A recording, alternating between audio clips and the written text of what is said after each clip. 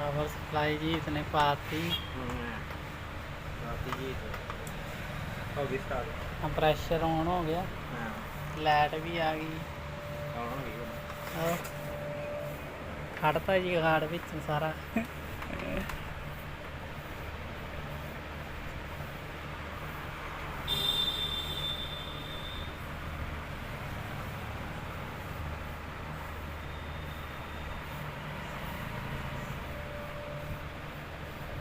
ਫਿਰ ਉਹ